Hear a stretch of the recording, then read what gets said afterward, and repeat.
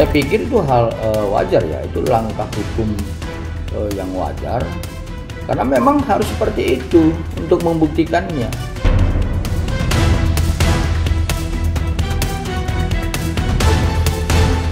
Itu harus dibuktikan ya, karena kalau tidak dapat dibuktikan, nah ini sudah akan menjadi satu fitnah yang nyata ya.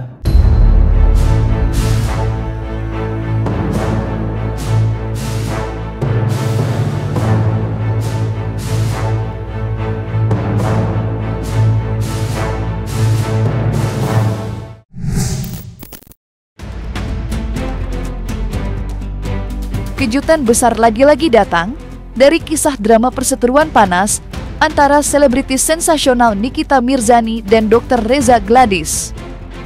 Pasalnya, ibu 3 anak itu diduga telah membuat pengaduan ke Komisi Pemberantasan Korupsi atas laporan dugaan tindak pidana korupsi dan atau patut diduga adanya tindakan suap terhadap aparat penegak hukum. Dalam selebaran tanda terima yang tersebar itu, terlihat jelas bahwa pengaduan itu dilaporkan pada tanggal 8 Agustus 2025 lengkap dengan stempel KAPKA. Memang, belum ada konfirmasi terkait keaslian laporan itu. Namun yang pasti, hal itu sukses memancing perdebatan, mengingat keputusan hakim yang menolak untuk memutar rekaman suara milik Nikita. Lantas, seperti apakah reaksi Julianus Paulus Sembiring selaku kuasa hukum Dr. Reza? Mungkinkah laporan itu memiliki keterkaitan dengan bukti flash disk yang dibawa oleh Nikita Mirzani dalam persidangan kemarin?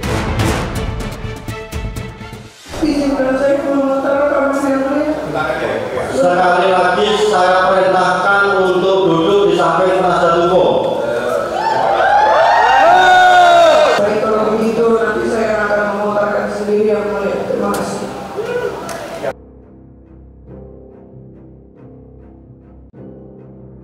Berkaitan dengan informasi tentang adanya perbuatan laporan terdakwa Nikita Mirzani ke KPK tentang perihal bukti rekaman yang mengarah kepada dugaan penyuapan yang katanya dilakukan oleh klien kami kepada APH, saya pikir itu hal wajar ya, itu langkah hukum yang wajar, karena memang harus seperti itu untuk membuktikannya, bukan menciptakan satu skenario yang bertentangan dengan hukum acara dalam persidangan.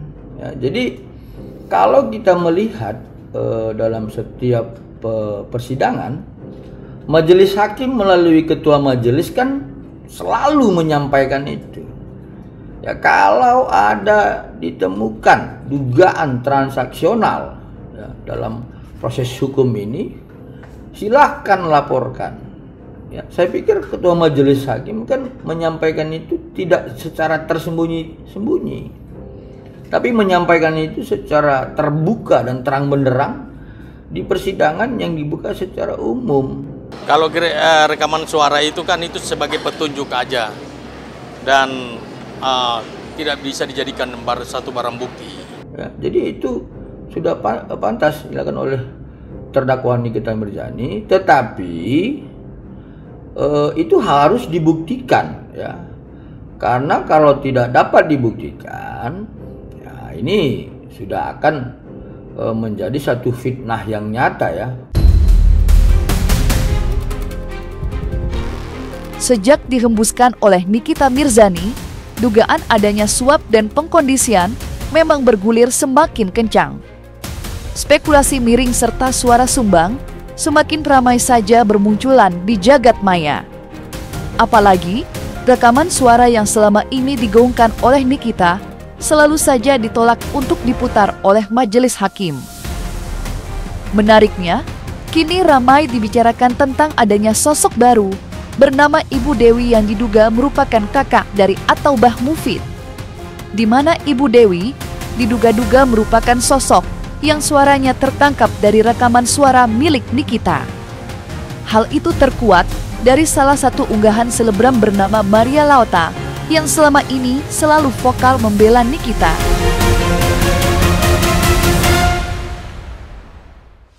Sultan euy. Terima kasih ya. Ngatur masak daging. Apa-apa ya, urusannya di Madrid. Ya. Ya. Saya dulu atuh. Renok asli subscribe. Subscribe ya, itu pas sama follow juga saya. Kalau di baju coklat sih beda. Kalau yang di petinggi-petingginya udah kita kunci. Petinggi-petingginya ya. Iya. Yang bocornya justru yang dir-dirnya ini lah, yang bintang-bintang 1 atau ya yang begitu-begituannya lah. Habis berapa? Siapa itu si Dewi? Bukan dukun kan Dewi itu? Ya siapa itu Dewi? Pokoknya kalau pengen lebih jelasnya ke kuasa hukum, proses hukum lagi berjalan.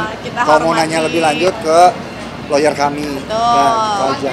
Ya, jadi perlu dipahami bahwa kami ini kan penasihat hukum dari Dr. Reza Gladys, jadi tidak sampai sejauh itu pengetahuan kami tentang siapa-siapa saja keluarga dari Dr. Reza Gladys maupun Dr. Autobah Mufid, apalagi sampai mengenali suara dari saudara-saudaranya ya. Jadi kami tidak mau berkomentar lebih jauh terhadap itu. Tetapi yang pasti adalah bahwa setiap dugaan-dugaan yang kita anggap itu adalah peristiwa pidana penyuapan itu harus dilaporkan. Ya, bukan diciptakan menjadi skenario yang akhirnya mengganggu proses persidangan. Ya, jadi nanti lebih mengarah kepada fitnah dan kemudian adanya perbuatan-perbuatan mengganggu persidangan. Tetapi kami juga ya dari pihak klien kami akan melakukan upaya hukum ya, pembelaan terhadap apa yang sudah dituduhkan kepada klien kami. Karena sampai dengan saat sekarang ini kami dengan tegas membantah tuduhan-tuduhan itu. Ya, jadi jangan artinya ada sebuah bukti-bukti yang sumir kemudian ini merusak proses persidangan dan kemudian menuduhkan klien kami melakukan upaya-upaya yang sebenarnya tidak patut ditiru, apalagi melakukan penyuapan terhadap APH ya. Tak dapat dipungkiri, kisah pertempuran hukum antara Nikita Mirzani dan Dr. Reza Gladys telah mencuri perhatian masyarakat di segala penjuru. Bukan hanya dari kalangan warganet, tokoh-tokoh besar pun ikut memperhatikan kasus ini dengan saksama. Salah satunya adalah sosok bernama Laode Umar Bonte yang mengaku sebagai wakil rakyat daerah pemilihan Sulawesi Tenggara.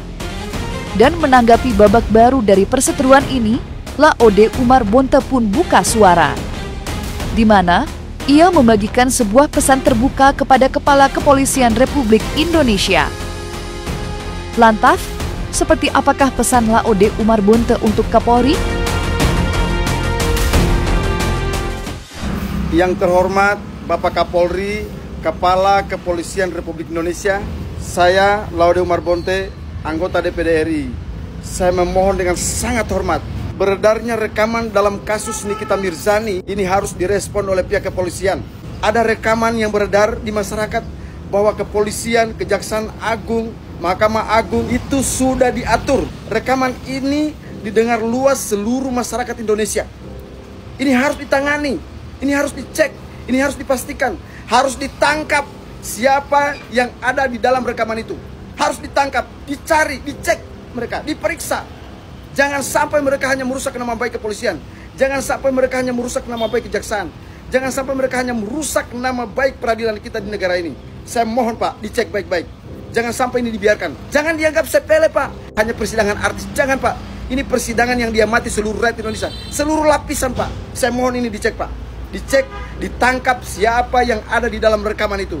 Apa maksudnya dia mengatakan bahwa dia sudah mengatur kepolisian? Apa maksudnya? Dia sudah mengatur coklat, dia sudah mengatur bintang-bintang, dia sudah mengatur kejaksaan, pengadilan. Apa maksudnya Pak? Ini drama setiap persidangan.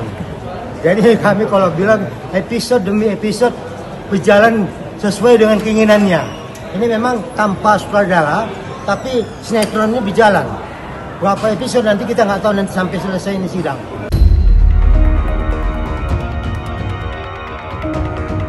Laode Umar Bonte nampaknya benar-benar prihatin menyaksikan apa yang menimpa Nikita Mirzani. Apalagi, sebagai anggota Dewan Perwakilan Daerah, Laode merasa dirinya memiliki tanggung jawab untuk mempertahankan dan menjaga marwah hukum di negeri kita tercinta. Hal itulah yang membuat Laode Umar Bonte menuturkan kalimat yang cukup mengejutkan di media sosial, di mana ia berkata bahwa persidangan perkara Nikita merupakan persidangan terburuk sepanjang sejarah bangsa. Lantas, mengapa Laode Umar Bonte sampai berkata seperti itu? Berkaitan dengan persidangan Nikita Mirzani hari ini benar-benar persidangan terburuk sepanjang sejarah peradilan di Indonesia. Paling buruk. Di dalam persidangan sangat tampak sekali terdakwa tidak diberi ruang terhadap pengadilan. Padahal jelas pengadilan itu adalah tempat mencari keadilan baik terdakwa maupun pelapor. Semuanya sama di hadapan peradilan. Tetapi kalau saya melihat pengadilan ini benar-benar pengadilan terburuk sepanjang sejarah adanya peradilan di Indonesia. Persidangan Nikita Mirzani ini adalah persidangan selebritis. Persidangan yang ditonton jutaan orang. Yang ditonton dengan jutaan manusia yang ada di Indonesia. Ditonton sama anak kecil, ditonton sama remaja, mahasiswa, ibu-ibu. Semua kalangan menonton kalian. Malu kalian, harus malu. Persidangan apa ini? Kalau memang kalian ingin memenjarakan orang, sudah penjarakan orang. Tidak usah lewat pengadilan, penjarakan saja. Saya kasihan betul peradilan kita di Indonesia ini. Kok semakin rusak ya? Semakin menyedihkan. Saya mohon ini semua kita benahi bersama-sama. Saya tidak bermaksud untuk mengintervensi proses peradilan ini. Saya tidak bermaksud seperti itu. Saya hanya berkeinginan agar peradilan ini benar-benar berjalan dengan baik, berjalan sesuai hukum acara pidana. Jangan seolah-olah tujuannya mau memenjarakan orang. Jangan seperti itu. Ini fatal jadinya. Ini tidak sehat. Ingat, sekali lagi saya ingatkan, peradilan ini peradilan yang ditonton oleh jutaan masyarakat Indonesia. Kalian harus malu.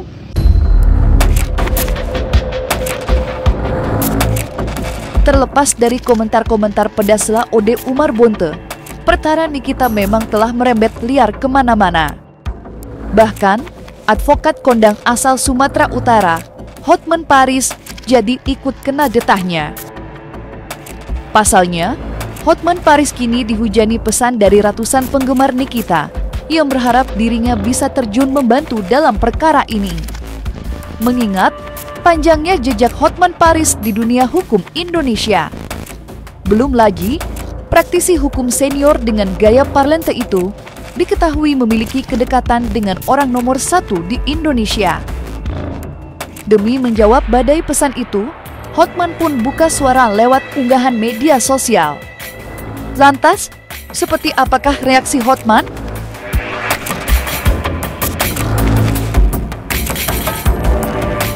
Halo ratusan ribu orang penggemar dari Nikita menghubungi Hotman, minta agar Hotman juga membantu Nikita, dan juga banyak keributan di medsos. Pertanyaannya adalah, para pendukung daripada Nikita fokus ke arah tuduhan sebenarnya apa? Sekarang ini yang diributkan banyakkan hanya soal teknis persidangan. Misalnya tentang jaket yang harus dipakai dan sebagainya. Tapi agar nanti kalian jangan terkejut, agar dari sekarang fokus, yaitu saya baca di medsos terkait dengan dakwaan adanya uang kurang lebih 4 miliar dari Reza Gladys ya. Ya, pertanyaannya adalah, apakah uang 4 miliar tersebut dalam kaitannya dengan endorse? Apakah itu ada kesepakatan bisnis? Kalau ada endorse, apakah ada bukti endorse? Dan juga apakah itu ada kaitannya dengan dugaan pemerasan dikaitkan dengan pencemaran nama baik? Itu yang akan dipertimbangkan oleh hakim nantinya. Pertama, dia harus santun itu di dalam persidangan. Itu kedua, dia harus kooperatif. Kemudian yang ketiga, dia harus mencari saksi fakta yang bisa meringankan dia. Saya tidak tahu mana yang benar karena saya bukan pengacaranya. Saya tidak tahu apakah itu memang uang 4 miliar itu adalah untuk endorse, apakah itu ada kesepakatan bisnis, atau apakah itu ada kaitannya dengan dugaan pemerasan dengan pencemaran nama baik.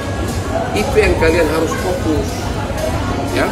Kalian kasih saran, kalian komen, karena hakim hanya sebatas mempertimbangkan itu nanti, ya.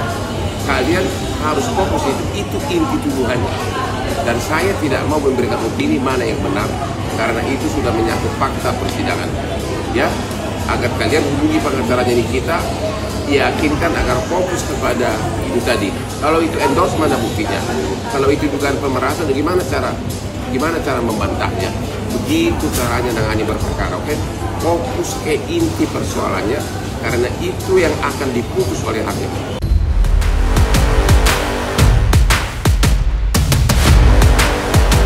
Nah, selesai sudah, Cumi Lovers. Jangan lupa untuk like, subscribe, dan juga share channel YouTube Cumi Cumi.